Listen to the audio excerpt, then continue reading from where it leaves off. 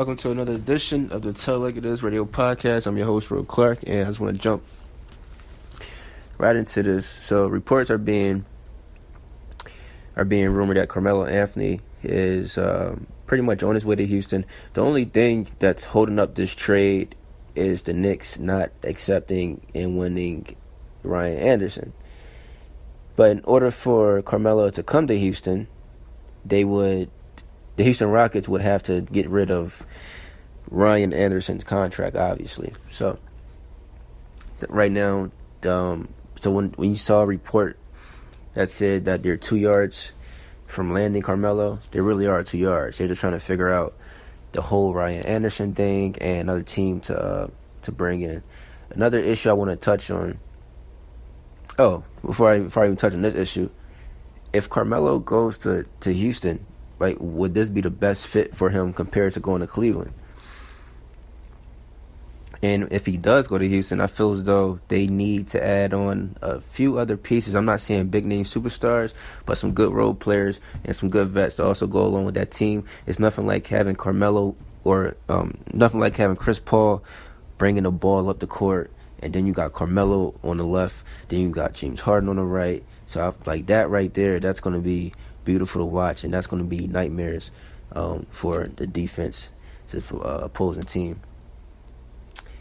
And my other question is, the thing I'm concerned about is, will Carmelo take the back seat? And that's the thing. I don't think he will.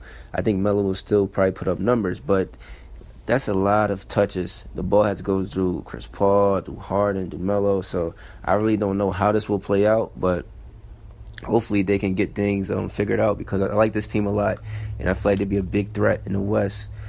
And with Melo and CP3 sort of being in bad situations, I feel like maybe they'll put, they'll gel, get it figured out, and make this thing work. But either way, if they have a mediocre season, there's still no need to panic, because once the playoffs start, the postseason start, your record is 0-0, and that's a whole different ball game. And this is a great playoff team, just like last year when you had Dwayne Wade, Rondo, and Jimmy Butler. Then they had an okay season, but once the playoff came before Rondo went down, they were looking like a tough team to beat in the postseason.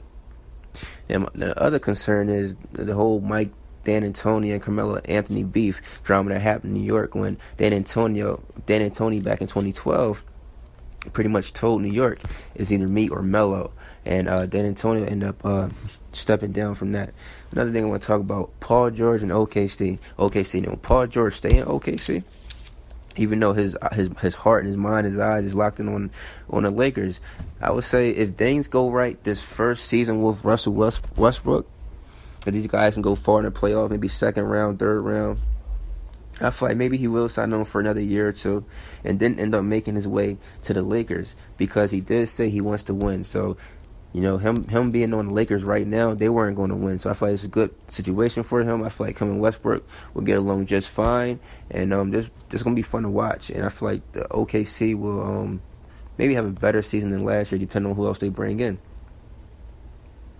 Now, to talk about Paul George, he was on his way to Cleveland, but the only thing with that was Paul George wasn't sure if LeBron was going to stay in Cleveland past the 2018 season. The same reason why Carmelo didn't go to Cleveland, because LeBron couldn't really give them an answer on what he was doing, and the Cleveland Cavaliers were willing to give up Kevin Love, a perennial All-Star, and make things work. So I want to keep my eyes on this and just see how things play out. And give me feedback. What do you think the best fit for Carmelo Anthony? Are you guys going with Cleveland, or are you guys going with Houston? God bless.